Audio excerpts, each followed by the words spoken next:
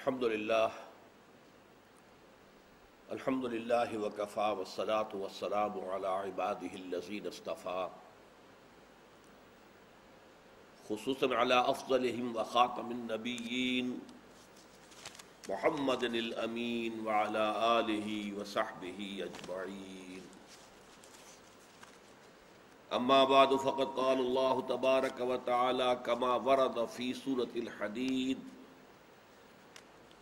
اعوذ باللہ من الشیطان الرجیم بسم اللہ الرحمن الرحیم سبح للہ ما فی السماوات والارض وہو العزیز الحکیم لہ ملک السماوات والارض یحیی ویمیت وہو علی کل شیء قدیر هو الأول والآخر والظاهر والباطن وهو بكل شيء عليم صدق الله العظيم رب اشرح لي صدري ويسر لي أمري واحلل عقدة من لساني يفقهوا قولي اللهم ربنا ألهمنا رشدنا وأعذنا من شرور أنفسنا اللهم ارنا الحق حقا وارزقنا اتباعه وارنا الباطل باطلا وارزقنا اجتنابه اللهم وفقنا لما تحب وترضى آمین یا رب العالمین۔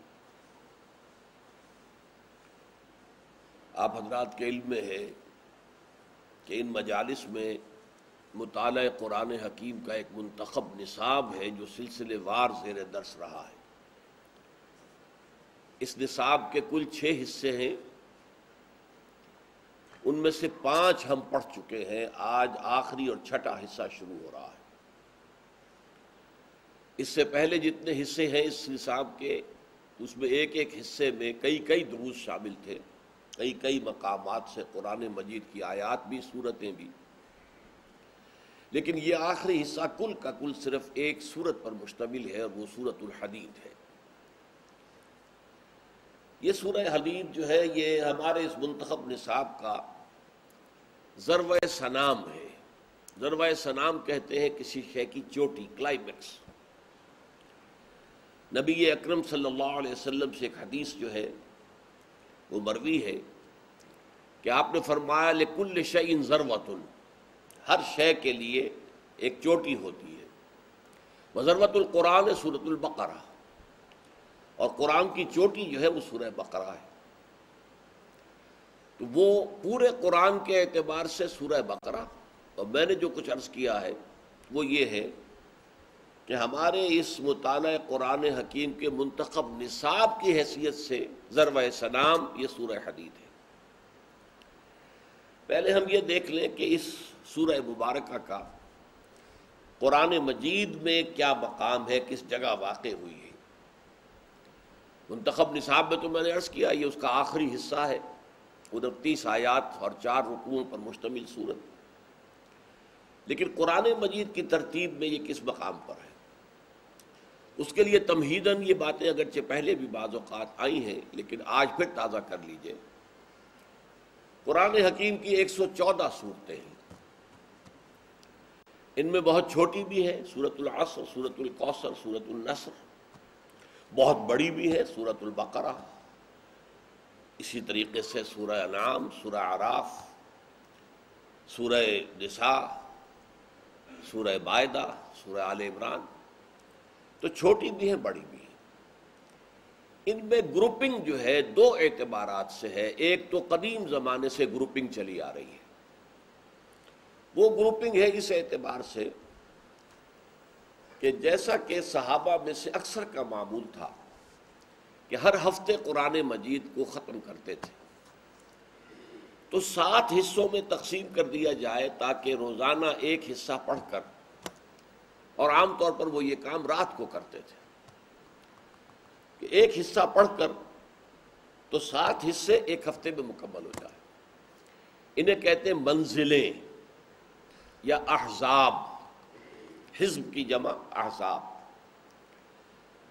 ان میں ایک بڑی حسن ترتیب ہے اگرچہ ایک اعتبار سے تو معاملہ یہ ہے کہ مکی مدنی کا اس میں کوئی سوال پیدا نہیں ہوتا، مکی صورت ہو مدنی صورت ہو، اس تقسیم میں اس کا کوئی لحاظ نہیں ہے۔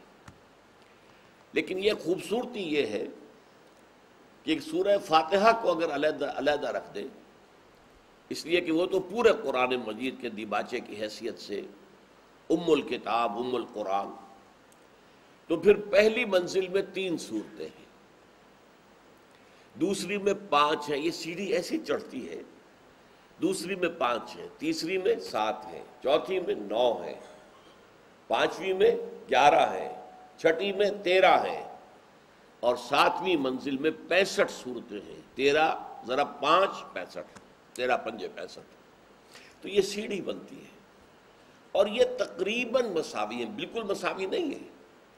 بالکل مساوی کرنے کے لیے تو پھر صورتوں کو توڑنا پڑتا، جیسے کہ 30 پارے جو بعد میں بنائے گئے، یہ صحابہ کے تابعین کے دور میں نہیں تھے، یہ 30 سپارے، یہ کوئی بات کی بات ہے، برابر برابر 30 حصوں میں تقسیم کر دیا جائے تاکہ ہر روز ایک سپارہ پڑھ کر ایک مہینے میں انسان قرآن ختم کر لے۔ اس میں ہم دیکھتے ہیں کہ صورتیں ٹوٹ جاتی ہیں بیچ بیچ میں، کیونکہ برابر آپ کو کرنا۔ لیکن ان جو قدیم زمانے سے، جو صحابہ کے دور سے جو منزلیں اور احزاب چلے آ رہے ہیں، ان میں کوئی صورت ٹوٹتی نہیں ہے، پوری پوری صورتیں شامل ہیں، 3 5 7 9 11 اور 13 اور پھر 65۔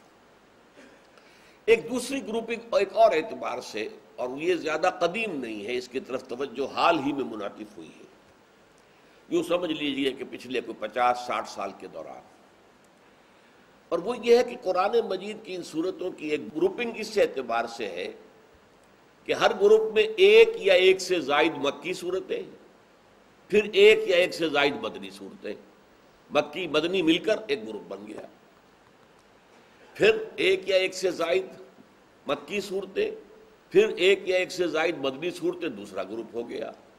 اسی طرح مدنی مکی مدنی مکی مدنی مکی، یہ بھی 7 گروپ بنتے ہیں۔ یہ حسن اتفاق سمجھیے کہ یہ بھی 7 گروپ ہیں۔ اچھا، ان میں حجم کے اعتبار سے برابر ہونے کا تو کوئی سوال ہی نہیں ہے۔ پہلا گروپ 7 پاروں پر مشتمل ہے، اس اعتبار سے آپ اندازہ کر لیجئے۔ آخری گروپ صرف 2 پاروں پر مشتمل ہے، تو اس میں فرق جو ہے وہ تو در حقیقت مکی مدنی کے اعتبار سے تقسیم ہے، اس میں کوئی برابری کا یا اس کو ایسا تقسیم کرنا کہ ہر ہفتے میں یا ہر مہینے میں قرآن ختم ہو جائے، یہ پیش نظر نہیں ہے۔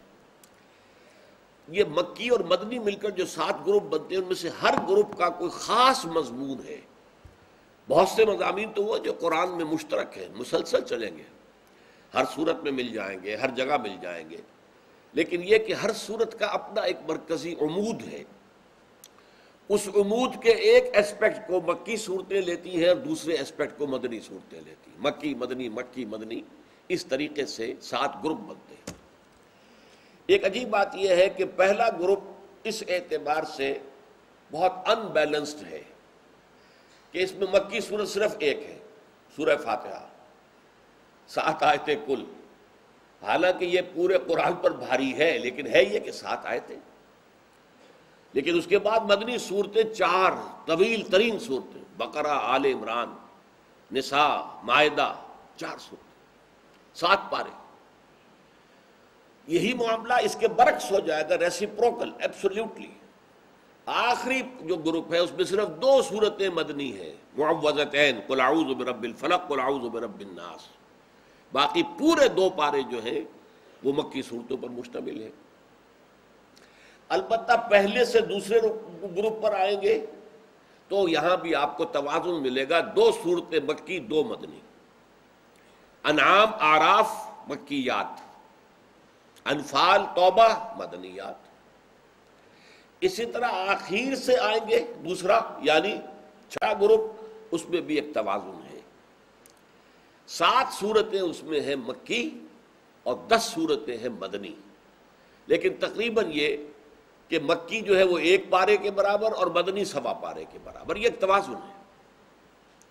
تو یہ جو 6ٹھا گروپ ہے، اس کا ایک خاص معاملہ یہ ہے کہ اس کی جو مکی صورتیں ہیں وہ پورے قرآن مجید میں ادبیت، فصاحت، بلاغت چاشنی، مٹھاس، حسن ظاہری، لفظوں کی شوکت، تراکیب کی چستی، پھر ایک آہنگ، ایک ڈیوائن میوزک، ایک ملکوتی غنا، اس کے اعتبار سے یہ قرآن مجید کا حسین ترین حصہ ہے۔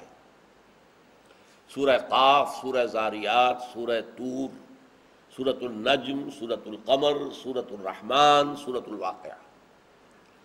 چنانچہ ان 7 میں سے ایک سورت وہ بھی ہے جسے حضور نے قرار دیا ہے عروس القرآن، یہ قرآن کی دلہن ہے۔ سورۃ الرحمن عروس القرآن، سورۃ الرحمن جو ہے وہ قرآن مجید کی دلہن ہے۔ یعنی یہ کہ حسن ظاہری، حسن معنوی تو پورے قرآن کے اندر ہے، لیکن یہ کہ حسن ظاہری کے اعتبار سے فصاحت، بلاغت، عذوبت، مٹھاس، چاشنی اور ایک صوتی آہنگ، ایک غنا، یہ جو ہے اس اعتبار سے قرآن مجید کا حسین ترین حصہ جو ہے وہ ان 7 صورتوں پر مشتمل ہے۔ اچھا، اس کے ساتھ جو مدنیات ہیں وہ 10 صورتیں ہیں۔ سورہ حدید، سورہ مجادلہ، سورہ حشر، سورہ ممتحنہ، سورہ صف، سورہ جمعہ، سورہ منافقون، سورہ تغابن، سورہ طلاق، سورہ تحریم۔ ان کی خاص بات کیا ہے؟ سب سے پہلی بات تو یہ نوٹ کیجئے کہ قرآن مجید میں مدنی صورتوں کا سب سے بڑا گلدستہ یہ ہے تعداد کے اعتبار سے، ورنہ شروع میں بتایا ایک صورت ہے سورہ فاتحہ، پھر آگے کہیں 2 آ گئیں اس طریقے سے۔ لیکن یہ کہ مدنی صورتیں جو ہے اس کے بعد پھر ایک آتی ہے سورہ نور، پھر بہت آگے جا کر ایک آتی ہے سورہ احزاب، پھر آگے جا کر اسی طریقے سے پھر 4 صورتیں آ جاتی ہیں۔ لیکن یہ ہے کہ جو سب سے بڑا گلدستہ 10 مدنی صورتیں یکجا، یہ قرآن مجید میں اس مقام کے علاوہ اور کہیں نہیں۔ چاہے حجم 1.25 پارہ ہے، ادھر سورہ بقرہ جو ہے وہ 2.5 پارے کے قریب ہے، اس سے دگنی ہے، پورے گروپ سے دگنی ہے۔ لیکن یہ کہ تعداد سور کے اعتبار سے، سورتوں کی تعداد کے اعتبار سے یہ قرآن مجید کا سب سے بڑا گلدستہ ہے۔ نمبر 2، اس کے کچھ خاص جو ہیں مضامین ہیں، خاص اوصاف ہیں۔ نمبر 1 تو یہ سمجھیے کہ ان سورتوں میں خطاب نہ مشرکین سے ہے، نہ کفار سے ہے، نہ یہود سے ہے، بلکہ منافقین سے بھی براہ راست خطاب نہیں ہے۔ سارا خطاب امت مسلمہ سے ہے، اور امت مسلمہ سے خطاب کے ضمن میں اگرچہ قرآن مجید کا جو مدنی حصہ ہے وہ زیادہ امت مسلمہ سے خطاب ہی پر مشتمل ہے، لیکن امت مسلمہ سے خطاب کے ضمن میں جامع ترین، اور جسے میں کلائمیکس کہہ رہا ہوں، جو ذروۃ السنام ہے قرآن مجید کا، وہ یہ گروپ ہے۔ ان تمام صورتوں کا زمانہ نزول ایکسیپٹ 1، سورہ حشر جو ہے وہ تو سن 3 ہجری میں نازل ہوئی ہے، لیکن باقی سب جو ہے مدنی دور کے نصف آخر میں، یعنی سن 5 ہجری کے بعد سے لے کر اور سن 11 ہجری کے شروع تک، جس میں کہ حضور کا انتقال ہوا ہے، اس دوران میں یہ صورتیں نازل ہوئی ہیں۔ ان صورتوں میں قرآن مجید کے اہم ترین مضامین کے خلاصے دے دیے گئے۔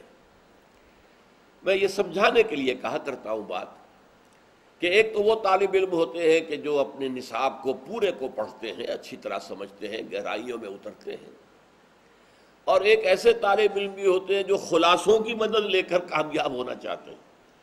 پوری کتابیں پڑھنا ان کے لیے ممکن نہیں ہے، وہ خلاصوں کی تلاش میں رہتے ہیں، خلاصے مل جائیں۔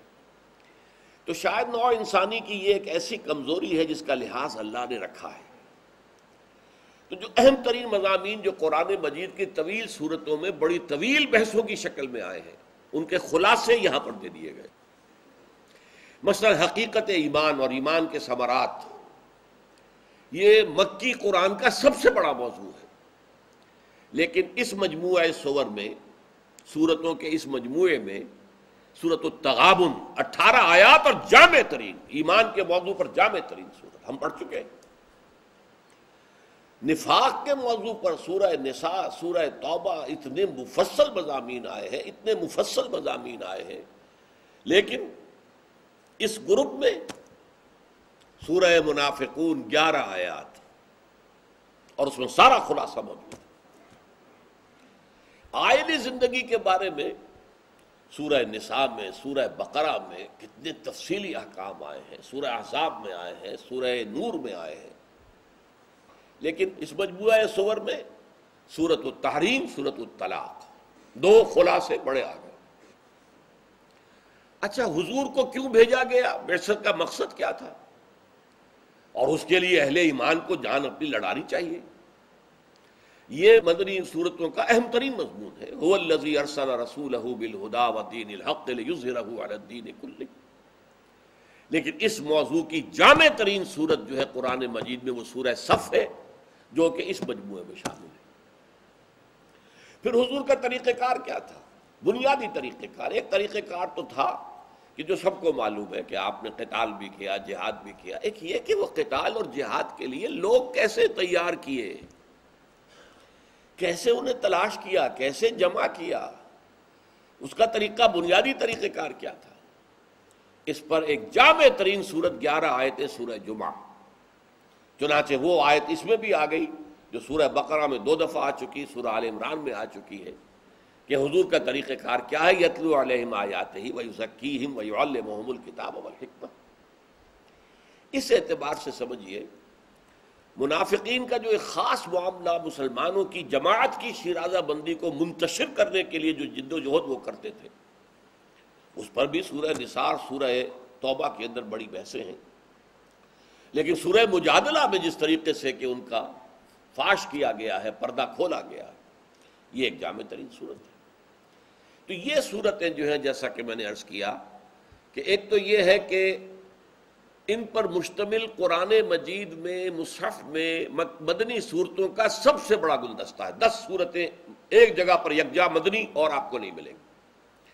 سب کا زمانہ نزول، آپ کے حیات دنیاوی کا جو مدنی دور ہے ہجرت کے بعد سے انتقال تک، اس کا نصف آخر سن 5 کے بعد سے لے کر، اس میں خطاب نہ مشرکین سے، نہ کفار سے، نہ اہل کتاب سے، نہ یہود سے، نہ نصارہ سے، خطاب امت مسلمہ سے۔ اور امت مسلمہ سے خطاب کے ضمن میں بھی جو مضامین بڑی صورتوں میں بڑی تفصیل سے آئے ہیں، ان کے خلاصے یہاں دے دیے گئے۔ اگر ان کو سمجھ لیا جائے تو گویا کہ قرآن مجید کی ہدایت جو ہے انسان کو بتمام و کمال، مسلمان کو بتمام و کمال حاصل ہو جائے۔ اب ایک اس کا ایک خاص وصف ہے جو میں بیان کر رہا ہوں۔ ان صورتوں میں انداز عام طور پر یہ ہے کہ جیسے مسلمانوں کو کچھ ملامت کی جا رہی ہے، کچھ زجر ہے، کچھ توبیخ ہے، کچھ ملامت ہے، کچھ جھنجھوڑا جا، تمہیں کیا ہو گیا؟ ما لکم لا تؤمنون باللہ، کیا ہو گیا تمہیں؟ تم اللہ پر ایمان پختہ نہیں رکھتے؟ ما لکم لا تنفقوا فی سبیل اللہ، تمہیں کیا ہو گیا؟ اللہ کی راہ میں خرچ نہیں کرتے؟ اسی طرح سورہ صف میں یا ایھا الذین آمنوا لم تقولون ما لا تفعلون، اے ایمان کے دعوے دارو کیوں کہتے ہو جو کرتے نہیں؟ اس کا سبب کیا ہے؟ دیکھیے، جو لوگ مکے میں ایمان لائے تھے ان کا ایمان تو زر خالص تھا، اور وہ زر خالص آزمائشوں کی بھٹیوں میں سے گزر کر کندن بن کر آیا تھا مدینے میں۔ مہاجرین کا معاملہ تو یہ تھا۔ البتہ مدینے میں جو لوگ اسلام لائے انہیں ویسی سختیاں دیکھنی ہی نہیں پڑی، نہ ان ایسی آزمائشوں میں سے گزر ہوا جو بلال کے ساتھ ہوا تھا وہاں، اور جو خباب بن الارت کے ساتھ ہوا تھا، اور جس طریقے کا ٹارچر جو ہے حضرت یاسر، حضرت سمیہ کو دیا گیا اور شہید کیا گیا، مدینے کے ایمان لانے والوں کو تو اس طرح کی صورتحال سے سابقہ پیش نہیں آیا۔ لہذا آنے والوں کے ایمان کا اب وہ جنرل لیول، اوسط لیول جو ہے وہ نہیں رہی جو پہلوں کی تھی، اور جیسے جیسے وقت گزرا اس میں انحطاط پیدا ہوا۔ یہ انحطاط 2 طرح کا تھا، ذرا باریک مسئلہ سمجھ لیجئے۔ ایک انحطاط زمانے کے گزرنے کے ساتھ طبعی اور فطری طور پر بھی پیدا ہو جاتا ہے۔ مثلا ایک شخص قرآن سنتا ہے پہلی مرتبہ، سلیم الفطرت انسان ہے، اس کا ایک دم رد عمل ہوتا ہے، اس کی آنکھوں سے آنسو بہہ پڑتے ہیں۔ وَإِذَا سَمِعُوا مَا أُنزِلَ إِلَى الرَّسُولِ تَرَىٰ أَعْيُنَهُمْ تَفِيضُ مِنَ الدَّمْعِ مِمَّا عَرَفُوا مِنَ الْحَقِّ، یہ کیفیت ہوتی تھی۔ لیکن حضرت ابو بکر کے زمانے میں ایک وفد آیا باہر سے، جب انہیں قرآن سنایا گیا ان کی وہی کیفیت ہو گئی، ان کی آنکھوں سے آنسو جو ہے وہ بہہ نکلے۔ حضرت ابو بکر نے فرمایا ہاکذا کننا حتی قست القلوب، یہی حال ہمارا بھی ہوا کرتا تھا، قرآن سنتے ہی ہمارے دلوں پر ایسی چوٹ لگتی تھی اور ایسے ہمارے جذبات کے اندر طوفان آتا تھا کہ ہم رو پڑتے تھے، یہاں تک کہ ہمارے دل سخت ہو گئے۔ اب یہ کون کہہ رہا ہے؟ ابو بکر صدیق رضی اللہ تعالی۔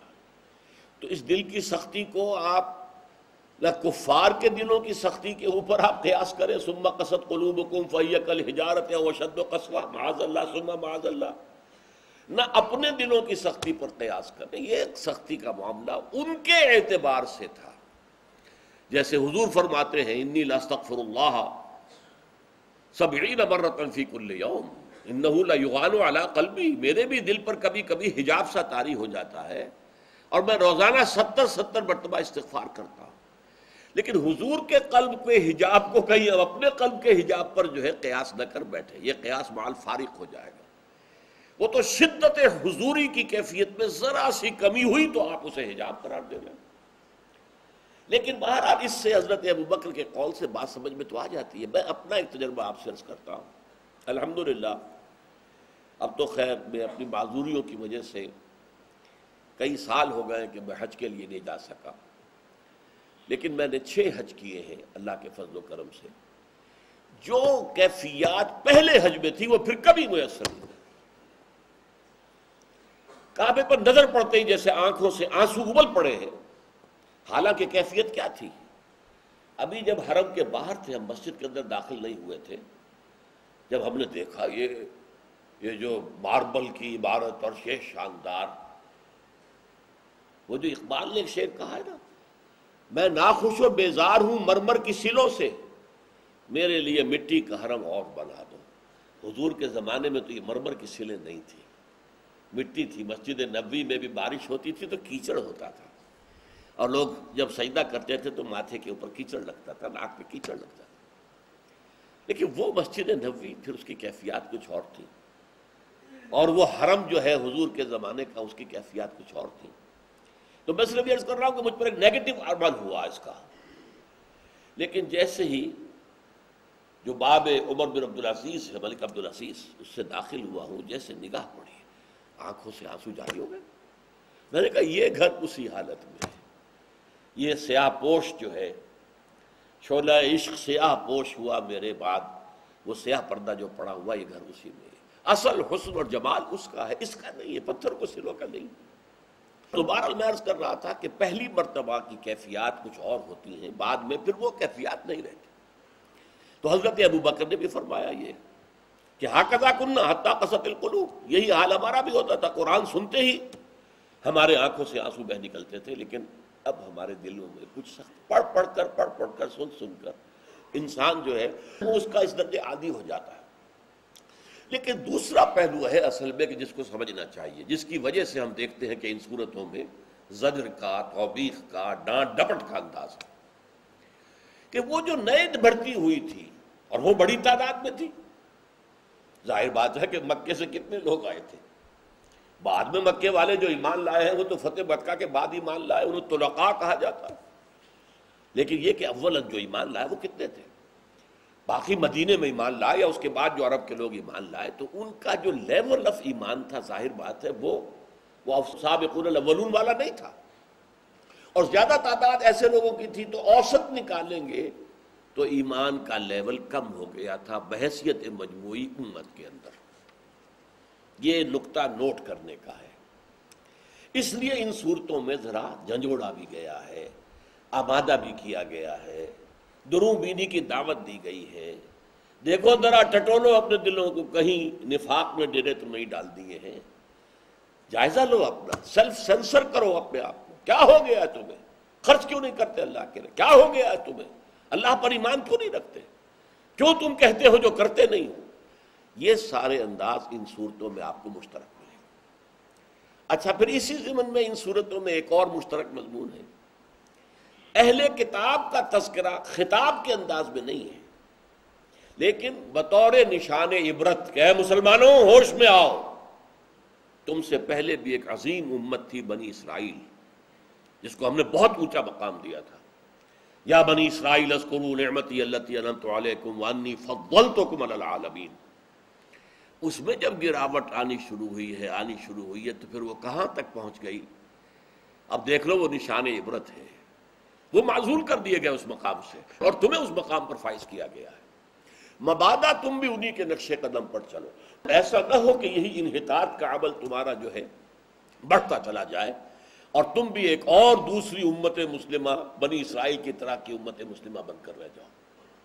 یہ گویا کہ ایک نشان عبرت کے طور پر وہاں پہ اس کا اشارہ کیا گیا ہے۔ تو یہ ہے در حقیقت ان صورتوں کے جو مشترک جو اوصاف ہیں، اور اس کے اعتبار سے اب ان میں ایک تقسیم ہے۔ ان 10 صورتوں میں سے 5 وہ ہیں جن کا آغاز ہوتا ہے سبح للہ یا یسبح للہ سے، ان کو کہتے ہیں المسبحات، تسبیح، مسبح تسبیح کرنے والا یا مسبحہ تسبیح کرنے والی، اس کی جمع المسبحات، یعنی جن کا آغاز ہوتا ہے سبح للہ یا یسبح للہ سے۔ 5 ہیں جو ایسے ہی ڈائریکٹ شروع ہو جاتی ہے، ایبرپٹ، سورہ مجادلہ، سورہ ممتحنہ، سورہ طلاق، سورہ تحریم، یہ ایبرپٹ شروع ہو جاتی ہے۔ لیکن 5 صورتیں وہ ہیں جو تسبیح سے شروع ہوتی ہیں۔ اچھا، یہ جو میں نے عرض کیا کہ یہ امت کے زوال کے آغاز میں گویا کہ یہ صورتیں نازل ہو رہی ہیں، زوال کا کچھ آغاز ہو گیا تھا، ایمان کی گہرائی اور حرارت اور ذوق شہادت اور شوق جہاد، اس میں کمی آ رہی تھی، لہذا ڈانٹا گیا، ڈپٹا گیا۔ اس اعتبار سے آج کی امت مسلمہ جو اس گراوٹ کی انتہا کو پہنچ چکی ہے، انتہا کو پہنچ چکی ہے، پھر کہہ رہا ہوں انتہا کو پہنچ چکی ہے، آج کی امت مسلمہ کے لیے اہم ترین صورتیں یہ ہیں 10 صورتیں، ان پر بار بار توجہ دی جائے، ان کو بار بار پڑھا جائے، ان سے وہ اپنے جذبہ ایمانی کے اندر نئی حرارت حاصل کی جائے، ذوق شہادت اور جوش جہاد کے اندر جو حرارت دوبارہ حاصل کی جائے۔ تو اس اعتبار سے میں نے کہا کہ امت مسلمہ سے خطاب کے ضمن میں یہ قرآن مجید کا نقطہ عروج ہے، جامع ترین مقام ہے۔ یہی وجہ ہے، دیکھیے ہمارے اس منتخب نصاب میں ان 10 میں سے 6 صورتیں شامل ہیں۔ سورہ تغابن ہم پڑھ چکے ہیں، جو حصہ دوم تھا ایمان کے مباحث، اس میں سورہ تغابن آ چکی ہے۔ پھر جب حصہ سوم آیا اعمال، تو عائلی زندگی کے بارے میں سورہ تحریم ہم پڑھ چکے ہیں۔ پھر جب آیا حصہ سوم جہاد و قتال فی سبیل اللہ، اس میں ہم نے سورہ صف پڑھی ہے، سورہ جمعہ پڑھی ہے، سورہ منافقون پڑھی ہے۔ تو 5 صورتیں تو ہم پڑھ چکے ہیں اس گروپ کی، اور 6ٹھی صورت یہ ہے، اور یہ صورت جو ہے ان میں سب سے بڑی بھی ہے، سورہ حدید، اور جامع ترین ہے۔ باقی تمام صورتوں کا خلاصہ بھی اس کے اندر آ گیا ہے، یعنی خلاصہ در خلاصہ، پورے قرآن کے مضامین کا خلاصہ یہ 10 صورتیں، اور ان 10 صورتوں کا جامع ترین خلاصہ یہ سورہ حدید ہے، جس کا کہ آغاز اب ہم کر رہے ہیں اللہ کا نام لے کر۔ بارک اللہ لی ولکم فی القرآن العظیم ونفعنی وإیاکم بالآیات والذکر الحکیم۔